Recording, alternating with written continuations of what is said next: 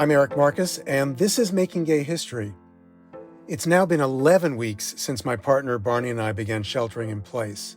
And this past week, the official death toll in the United States from COVID-19 rose past 100,000. Mothers and fathers, children, grandparents, colleagues, neighbors, and friends. People. Not numbers. People. I've talked before in this series Revisiting the Archive about anger, how it can fuel action, how when anger is partnered with love, it can produce a kind of righteous rage that propels us. Those of us who lived through the AIDS crisis know about it. Some of us learned it from Larry Kramer, who died this week in Manhattan, where he's lived for decades.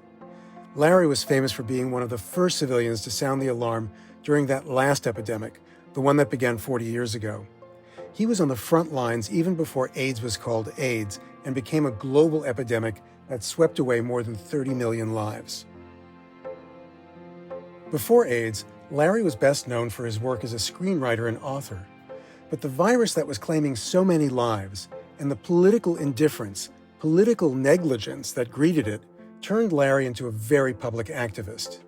His friends were dying, and he felt compelled to do something more than to just bury the dead and mourn their loss. In 1982, Larry co-founded the Gay Men's Health Crisis, now known as GMHC. 5 years later, he co-founded ACT UP, the AIDS Coalition to Unleash Power. ACT UP came to be known for its brilliant use of public protests to bring attention to the epidemic. By early 1989, when I first met Larry, AIDS had taken more than 60,000 lives, most of them gay men. Larry quickly earned a reputation as an uncompromising firebrand with a fierce temper. I'm not proud of it, but that kind of person generally inspires me to run in the other direction. I was more than a little anxious as I approached the door to Larry's apartment in a building that fronts Washington Square Park in New York City's Greenwich Village. As I said when this episode originally aired, I got myself worked up for nothing. I'd braced myself for a tornado and found a teddy bear. Here's the scene. Larry welcomed me into his spacious apartment and showed me into his all-white, book-lined living room, and I took a seat opposite him across a broad desk. As I set up my tape recorder and attached the mic to his shirt, we talked about how we both had wanted to find a husband early in life and settle down. And that led us back in time to Larry's memories as a confused and unhappy college student in the early 1950s. I pressed record. Interview with Larry Kramer, Thursday, January 26, 1989, at the home of Larry Kramer in New York City. Interviewer is Eric Marcus, tape 1, side 1. When I went to Yale, I thought I was the only gay person in the world and tried to kill myself because it was so lonely. Actually did try to kill yourself? Yeah. What year was that? I think that was 53 was the year, my freshman year, yeah.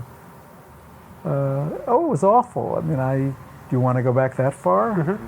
Well, I'm also curious because I was a college student on 76, desperately unhappy. Where? At Vassar College. There were a lot of gays. There weren't that many. People think there were a lot. Yeah. I always said if there were so many gays, why was I so unhappy? Yeah. But I was a miserably unhappy person, and death seemed very appealing at moments during my freshman year when I was dating a woman and sneaking off with a man behind me. And life in 53 at Yale must have been much more difficult than 76 at Vassar. Well, I mean, I don't know if you could even start in 53. I knew I was gay, I think, from the day I was born, and I think that there had been I now know that there were experiences all through before I even got to Yale, and they were all covert and guilt-inducing on everybody's part. So it seemed as if all those early years were spent trying to deny these feelings. The feelings would sort of get too strong and erupt, and I would have an experience which would always make me feel guilty in one way or another, and then you'd be calm. Vesuvius would calm down for a while. A week or two. And Yale was awful. There was a gay bar called Pirelli's. It was just awful the time when I finally had the courage to go there. And it was only 2 blocks from campus, but it was a million years away. It was very dark and gray and inside and smoky and filled with older men and I only went the once, and somebody picked me up in a car and we drove for what seemed like hours before we found a place that was quiet to do it, and then he drove me back where you didn't say a word, all of that. How did you try to kill yourself? I ate 200 aspirin. Oh my God, talk about slow and miserable death. You must have been pretty miserable to swallow 200, and you must have been even more miserable after. Did you wanted out? Was that? Who knows? It's a scene I'll never forget. The scene of taking the pills, or the scene of waking up and finding you're still there? I didn't wake up. I went to bed and I got scared and I called the campus police and they came and took me to the hospital and pumped my stomach. And I was then I fell asleep and I woke up in a room with bars and at the Grace New Haven Hospital, and there was this very unpleasant hospital psychiatrist who said, "All right, Mr. Kramer, why did you do it?" And I said, "Go fuck yourself," or words to that. He said that, and he said, "You're not going to be let out of this hospital until you tell us why you did it." And I said, I just he rubbed me the wrong way, and I wouldn't have told him. Who knew why I did it anyway? So my brother, who's always sort of looked after me, came and got me out, and he was friends with the dean of freshmen. My brother had been to Yale before me, and it was, ordinarily when something like that happened, you were shipped off to go join the army. Really? In those days, yeah. And then you can come back to Yale when you've sort of grown up. But they let me stay if I went to the University Psychiatrist. His name was Dr. Fry, Clement Fry, and he was about in the 60s. He had silver hair, and he was a good-looking man. He wore his rep tie and his button-down shirt. And you just knew that he cared more about Yale than he ever did about you. And and I told him of this experience that I had of, I had been invited to go to the room of two of my freshman year, two guys freshman year that I had met. And they somehow mercifully had found each other, and they were living in this room, and I was invited for tea or something. And I walked into this room, and the room, you know how awful freshman year rooms are. Well, they had done their room, and it was painted all black, and there was everything had been taken out of the room except, a low mattress, which was black, and there was a perfect coffee table with a rose in a vase that was spotlit in it. And Gay men are born. And Mabel Mercer is playing on the phonograph, right? So I described this all to Dr. Fry, and Dr. Fry's reaction was, I wouldn't see those guys anymore if I were you.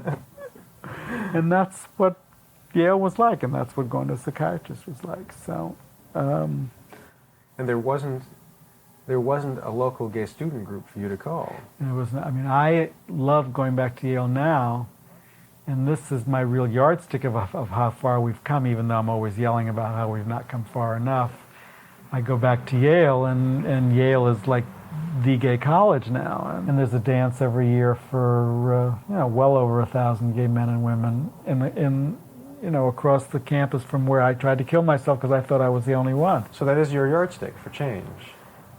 It certainly is, yeah. That in 30 years' time, you were completely alone. 30 years it is. Yeah, God, it's a long time.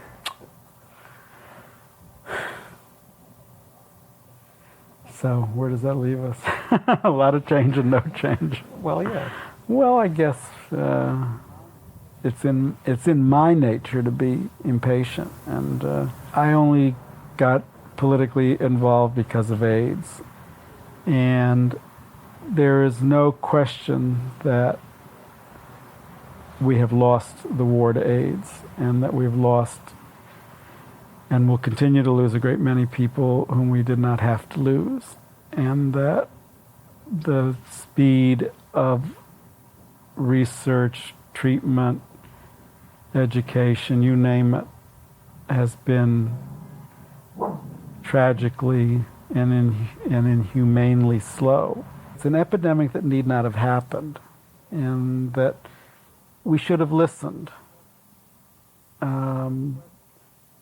There's no question that enough people knew what was happening. Who should have listened? Were there people specifically who should have listened? Well, the community, I mean, the gay press, the gay leaders. You were there before it was an epidemic, or just as it was becoming... Well, I think now we know that even when we found out in 81, it was much bigger than we thought, but we thought it was just beginning, right? 81, in this very room, in August 81, 80 men sat with Dr. Friedman Keene from NYU, who told us in no uncertain terms exactly what was happening, and he was right. In 81? In August of 81. The New York Times article that alerted everybody really was July 3rd, 81. The New York Times headline was something like, rare cancer seen in 41 homosexuals, and it said that all the guys had the same history, which was a history of having had all of these sexual diseases, amoebas, hepatitis A and B, and mononucleosis, and syphilis, and gonorrhea, and you name it. When I saw that in the New York Times, I was scared, because I'd had all of that. And I guess the penny dropped, as the English say, or the bell rang, or something. And I called Larry Mass, who was and is my friend, who was a doctor and who had written some articles. He wrote a health column for The Native and had written about it before the Times had. And I guess I'd spoken to him peripherally about it, but not, it had, the bell hadn't rung, I guess, until the time. I mean, the Times has a way of making you really sit up and say, wow. Well, if the Times covers it, it has to be real. So he said, go talk to Alvin, to Dr. Friedman Keene, which I did. And Alvin, who turned out to be gay, and we turned out to have mutual friends, said, this is what's happening. You got to stop fucking. You're someone well known in the gay community. You have to do something about it. Somebody's got to go out there and tell them. And it was because of that I invited Larry Mass and I and two other guys now dead, Donald Krinsman and Paul Rappaport, invited everyone we knew to come to this first meeting in August. Did that include people from political groups, gay political groups? We got on groups? the phone and we called everybody. We called anyone we could think of. Political people, rich people, media people, doctors, none of whom showed up. It was a good cross-section. And it was, a lot of people didn't believe them. Did you know this was a hot political football when you picked it up? Or did you expect people would respond to you or to what you had to say? That very meeting that night with Al, it was in the early evening with Alvin, so that, there were a lot of very nasty questions put to him. There were a lot of people saying, you're born again, how can you make all of these assumptions on the basis of so few cases, and how can you expect the whole community to stop fucking? And, there was no virus then. People say there's no virus now, but there certainly wasn't a virus then, and that didn't come for another couple years, and people could say you have no evidence to base this on, But didn't anyone say, even if there's the slightest possibility? Well, that's what he was saying, and that's what I was saying, and it wasn't so much the people that Paul Popham and Nathan Fain, who came to be my big adversaries in gay men's health crisis, it wasn't so much that they didn't believe or not believe what was happening. Paul had, of course, lost a couple of friends by then and a lover. It was that he didn't think it was GMHC's or anybody's position to tell anybody else how to live their lives, and that people had to make up their own minds. So a lot of valuable time was lost not being the conduit. I thought I was setting up or fighting to help set up with others an organization that was going to do one thing, and that organization became and still is another. What was it? It was set up to spread information and to fight to make the system accountable, and to spread the word of what was happening, and that we got to cool it. It was not that at all. It became very quickly. It was taken over by the social workers, and it is now what it is then. It's a social service and a very good social service organization. But again, that's our tragedy. It's an organization that helps people to die. It is not an organization that helps the living go on living. And we still don't have an organization to do that, except maybe ACT UP, which came along much too late. Better late than never, but much too late.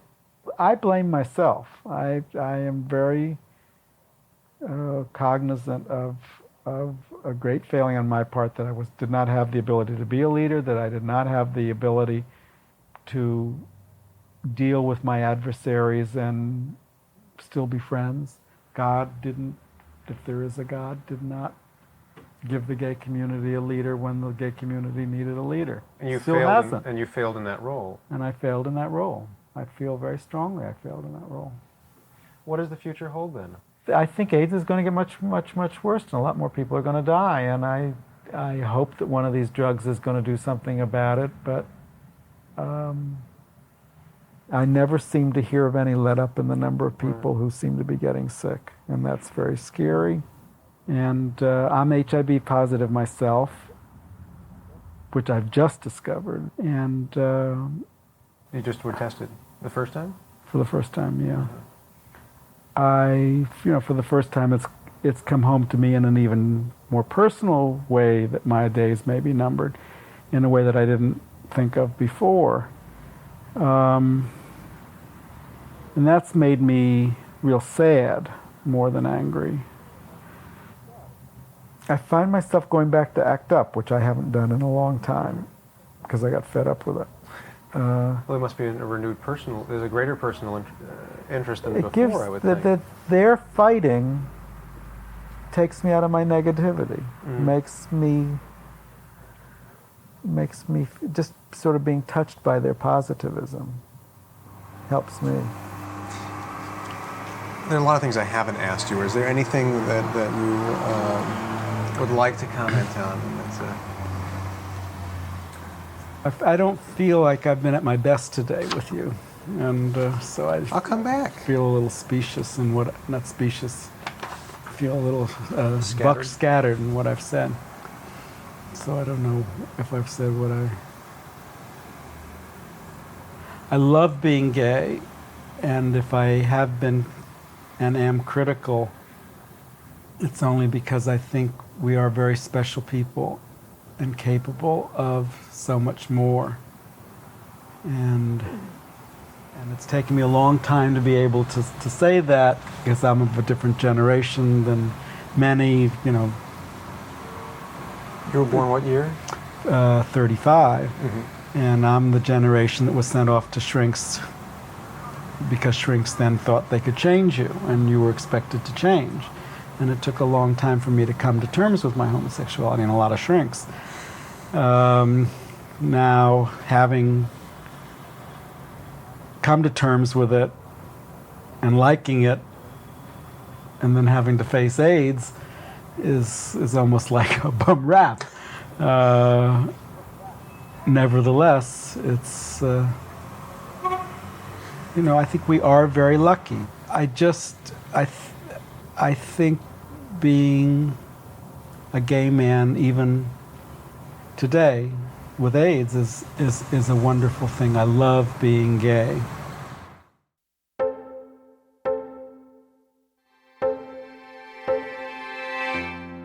After I turned off my tape recorder, we talked about Larry's health. Besides being HIV positive, 2/3 of his liver had been destroyed by the hepatitis B virus. His doctor had told him that he had maybe 3 years to live. So legacy was very much on Larry's mind. He told me that he saw his work as his legacy. But at the risk of disagreeing with Larry, not that he's here to argue with me, I think his biggest legacy was saving lives through the activism he inspired and his warnings about AIDS, which were heard by more than a few of us, including me. A lot of us owe our lives to Larry Kramer. Larry outlived his doctor's prognosis by several decades. Experimental drugs and a liver transplant in 2001 saved his life. Larry also got his wish to find a husband, settling down with David Webster in 1991. They married on July 24, 2013. Larry Kramer died this past Wednesday, May 27, 2020. He was 84. Actually, there's another memory of Larry I'd like to share before I go. I visited with Larry one more time after that 1989 interview. It was at lunch the following summer with my mother in the Hamptons on eastern Long Island, where Larry was renting a house. They were both in their 50s, younger than I am now. I have no memory of how that lunch came about or how my mother came to be a part of it. I'm guessing she asked, and she was known to be insistent. But what I remember clearly is how much they enjoyed each other's company. Two Jews of a generation that spawned so many fighters for social justice, my mother included.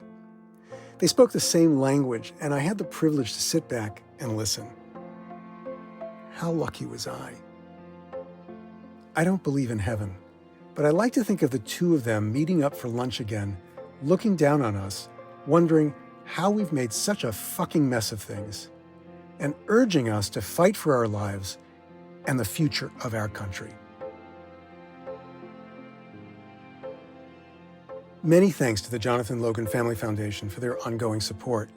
If you'd like to join us in our mission to bring LGBTQ history to life and the voices of the people who lived it, please go to makinggayhistory.org/support or visit our website at makinggayhistory.com.